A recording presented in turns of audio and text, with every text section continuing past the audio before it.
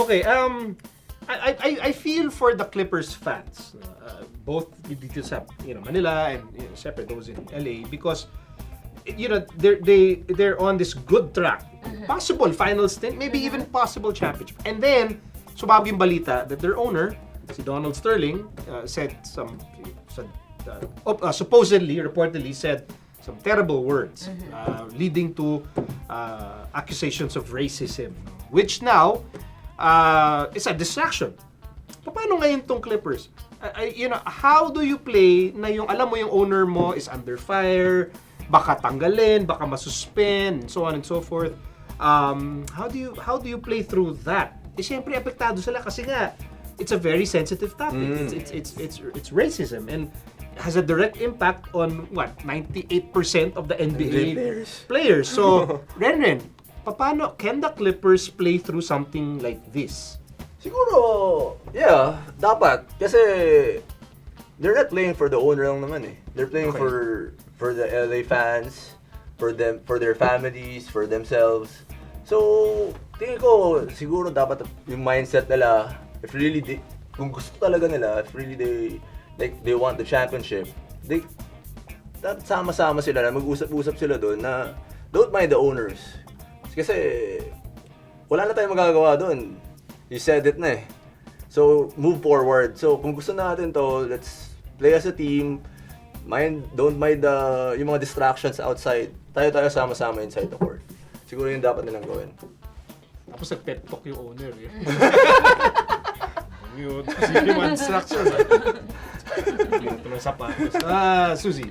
It's easy to say na, be professional, try to not, mind what's going on sa taas. But, I bet it's very hard for them, especially since it affects most of them. I mean, they're playing for the fans, they're playing for their families, they're playing for themselves. But knowing na oh my God, if I give my all, matutuwa pero matutuwa din yung masamang tao. Alam mo yun, I'm sure that gets to them eh. And, di ba, they were thinking na parang gusto nga nila i-boycott. Kasi there's pressure na mag-boycott sila eh. Meron eh. Nung nabasa ko yun, parang, grabe, wag naman. I mean, you have a responsibility to your fans. Yeah. I understand why they toyed with the idea, pero I'm glad na they eventually scrapped it. I think... Sana nag-boycott na lang sila kasi kinain din sila boy. Pero because nga, di ba? I think kaya. If kung gugustuhin nila.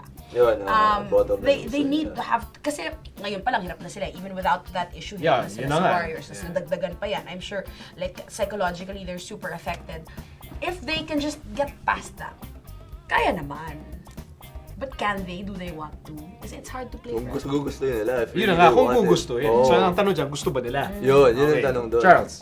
I think it's not gonna be easy for them. I'm sure it's in the back of their heads na talaga. And it's just so wrong in all angles. I don't know how a guy could say that. I mean, he's been employing a lot of African-American players for a very long time already. And then, ganun pala the way he sees them. Ano sila, parang slaves? That's the way... If that voice recording is indeed him, then yun nga, parang it's just odd. I mean, how can you be running a business, an NBA franchise, and then ganun yung behavior niya? Kung talaga siya yung voice doon. Kalos lahat ng player mo, ganun.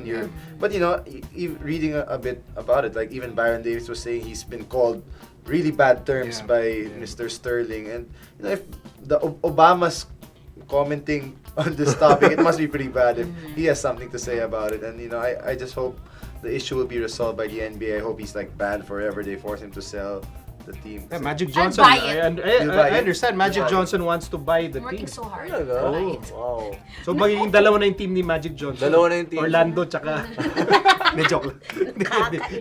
May radio station din siya. Tama. Yaman talaga ni Magic Johnson. Ako, for me, this is going to be very difficult. Playing in the playoffs is hard as it is. Yung walang distraction, yung talagang todo focus ka na nga, ang hirap na. Especially here in the West. Okay? Tapos, ang ironic pa nito, so they'll go back to LA, which in normal circumstances should be, yay, we're going back home. But in this instance, kinakabahan silang bumalik. Kasi, pagbalik, talagang everyone's gonna ask them. And then, I mean, who knows? That's what I'm interested to see. Actually, yung home game, yung susunod na home game, it's going to be so dramatic because it's no longer about basketball. It's about social issues. It's about American culture, behavior, race, and alam mo naman, that's a very sensitive thing. Pwedeng gawing movie yan. Oo, pang documentary. People now were saying boycott the Clippers, but it's not their fault. No.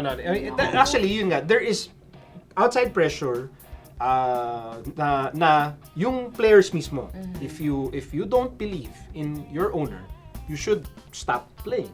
But mahirap yun kasi they're under contract. Easier said than if you're the outside. Yeah, it can lead to loss. So, your they started with, binaliktad nila yung yung warmer nila. They wore black armbands, they wore black socks. But ang feeling ko, it's not gonna stop there. I think there will be too much pressure from the outside for these players to really make a statement, for them to say something. Kasi hirap nga naman yun. Paano ka naman? Kasi sa akin, okay, pwedeng gusto. Pero saan mo kukunin yung gana? Where do you get the motivation to say, okay, let's win? Doon pumapasok yung support system nila. Yun yung parang may family sila, may friends nila. Siguro, kailangan yung support system ng mga players talagang matibay. Kasi what about the fans? Yun ang fans. Yan ang second question ko. What about the fans? You're a Clipper fan. Meron ba yung parang Lakers na lang ako. Hassle, di ba? Di ba? Parang it's gonna be hard to like, yay, Clippers! Yeah. When alam ng lahat na yung owner Ganun.